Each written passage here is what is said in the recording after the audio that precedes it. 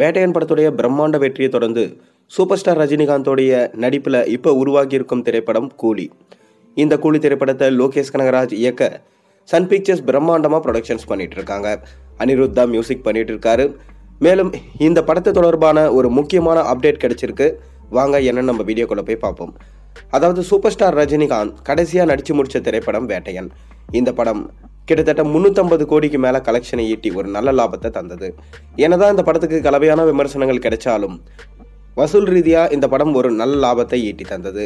அதன் தொடர்ந்து இப்போ சூப்பர் ஸ்டார் ரஜினிகாந்தோட நடிப்பில் உருவாக்கி கொண்டிருக்கும் திரைப்படம் கூலி. இந்த கூலி திரைப்படத்தில் சூப்பர் ஸ்டார் ரஜினிகாந்தோட சேர்ந்து ஷௌபின் ஷாக்கர், உபேந்திரா, நாகார்ஜுனா, சத்யராஜ், ஸ்ருதிஹாசன் போன்றோர் முக்கியமான வேடத்தில் நடிச்சிட்டு வராங்க. அண்மையில தான் இந்த படத்தோட ஷூட்டிங்கை ஜெய்ப்பூரில் முடித்தாங்க. அங்கே அமீர் கான் ஒரு முக்கியமான வேடத்தில் நடிக்கிறதா சொல்லப்படுது. அதை தொடர்ந்து பார்த்தீங்கன்னா சூப்பர் ஸ்டார் ரஜினிகாந்துக்கு இந்த படத்தில் நடித்து கொண்டிருக்கும் போதே ஒரு சின்ன இன்ஜுரி ஏற்பட்டுச்சு. அதாவது அவரோட உடல்நிலையில் ஒரு பிரச்சனை. அதன் காரணமாக அவர் ஹாஸ்பிட்டலில் அட்மிட் ஆனார். மக்கள் எல்லாருமே ரொம்பவே பயந்தாங்க. அப்புறம் ஒரு சின்ன மைனர் சர்ஜரி பண்ணாங்க. அதுக்கப்புறம் சூப்பர் ஸ்டார் ரஜினிகாந்துமே பார்த்தீங்கன்னா மறுபடியும் ஷூட்டிங்கில் கலந்துக்க ஆரம்பிச்சிட்டாரு. ஆனால் என்ன சொன்னாங்கன்னா, சூப்பர் ஸ்டார் ரஜினிகாந்தால் இந்த படத்தில் மீண்டும் நடிக்க முடியாது.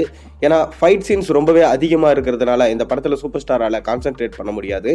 அவரோட உடல்நிலை ஒத்துழைக்காது என சொல்லப்பட்டு வந்தது. ஏன்னா டூப் கலைஞர்கள் நிறைய பேரை கூட்டின்னு வந்து லோகேஷ் கனகராஜ் அவங்கள வச்சு படம் எடுக்க பிளான் பண்ணார். ஆனால் சூப்பர் ஸ்டார் ரஜினிகாந்த் என்ன சொல்லியிருக்காருன்னா, இது என்னோட படம், நானே இந்த படத்தில் நடிச்சு கொடுக்குறேன், எந்த டூப் கலைஞர்களும் இந்த படத்தில் தேவை கிடையாது அப்படின்னு சொல்லிட்டு எல்லா டூப் கலைஞர்களையும் வெளியே அமைச்சிட்டாராம். மேலும் ஏஐ டெக்னாலஜி மூலமா இந்த படத்தை கொண்டு வரதுனா இந்த படத்துல எடுக்க வேணாம். மேலும் இந்த படத்துல எல்லா ஸ்டண்ட் காட்சிகளா இருந்தாலும் சரி, எந்த காட்சிகளா இருந்தாலும் சரி, நானே தான் அந்த படத்துல இருக்கிற காட்சிகளை நடிச்சு கொடுப்பேன், ஏன்னா அது என்னோட படம்னு சொல்லியிருக்காரு. அண்மையில தான் சுவிட்சர்லாந்துக்கு இந்த படக்குழு போயிருக்காங்க. அங்க சூப்பர் ஸ்டார் ரஜினிகாந்துமே போயிருக்காராம். ஒரு ஸ்டண்ட் காட்சியிலுமே பார்த்தீங்கன்னா சூப்பர் ஸ்டார் ரஜினிகாந்த் பக்காவா நடிச்சு கொடுக்குறாராம். அதை பார்த்து படக்குழுவே ரொம்ப ஆச்சரியத்தில் இருக்காங்களாம்.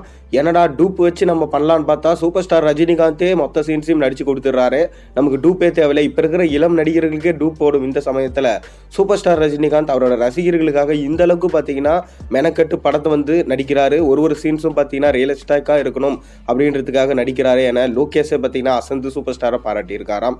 மேலும் அடுத்தடுத்த சண்டை காட்சிகளை இன்னும் ஒரு வாரத்துக்கு அங்கே நடத்தி முடிச்சுட்டு மீண்டும் தமிழ்நாடு திரும்ப போகிறாங்க படக்குழுவினர்.